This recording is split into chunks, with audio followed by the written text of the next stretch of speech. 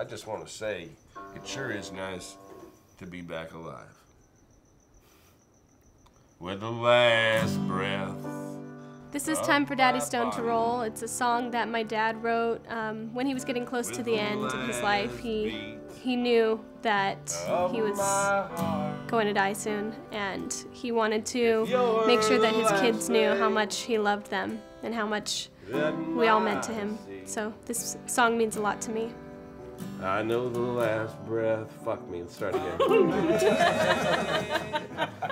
My dad wrote all these songs. His name was Richie Westover, but his pen name was Richie West. And he wrote over 100 country songs before he died. He was very passionate about music, and one of his dying wishes was for me to sell his songs and just get them out there in the world so that people could hear them. My dad was from Texas, and one of his other dying wishes was for me and my family, my brother and sister, to stay in touch with our relatives and not lose track of our roots. We have these family reunions every year in Childress, Texas, first weekend of August, which is a very small town in the northeast panhandle of Texas. Last year I began talking to my fellow friend and performer, actor-comedian John Ennis, and I mentioned to John that, you know, my dad wrote all these songs and I had no idea what to do with them because he died when I was 14. So he was like, well, let me hear some of them. And so I played some for him, and he just thought it was brilliant. I started crying. That's what happened. So right when I started crying, I think Brittney knew that I was in. Yeah. When I was in right away. Yeah, I don't think that you expected them to be that good. Yeah, everything was so strong and it felt so good. And I really felt also that it was one of these projects where, you know, that we were adding our art to your dad's vision. And that felt like, oh, serving someone's vision who has passed but is now present with us because of that felt really important and really strong. Right.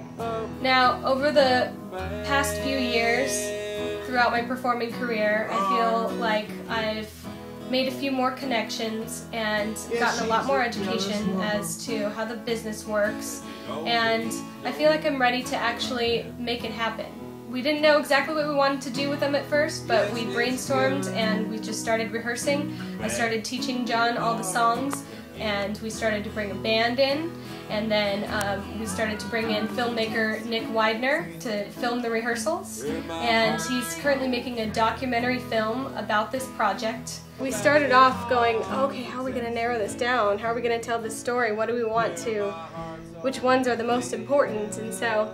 And there's so much exposition in his work because he was telling the story of your lives and about what was going on in his world when he was going through these things, that we're really trying to tell the story with the exposition of his songs so that it's not a musical in the general sense, but we're going to turn it into something where there are dramatic scenes in between these songs to sort of tie it together. And that's what's exciting for the two of us is you know, Brittney teaches music, and this is her vision for her dad's work, so that's been really, really different and exciting too. And to bring these guys in and feel, you know, that trust situation with artists, it's felt really good. My goal this summer is to take the band and the filmmaker back to Texas with me for the Bruce Family Reunion's 40-year anniversary. So our short-term goal is to raise money to go to Texas this August. It's going to be a pretty expensive trip. We're going to rent a van. We have musicians and equipment to take with us, and gas money and hotel rooms. $1,000 is our goal, and once we meet this goal, once we go back and perform all these songs for my relatives, I know that we can come back and focus on doing something even bigger and better with this project. Please help us get back to Texas.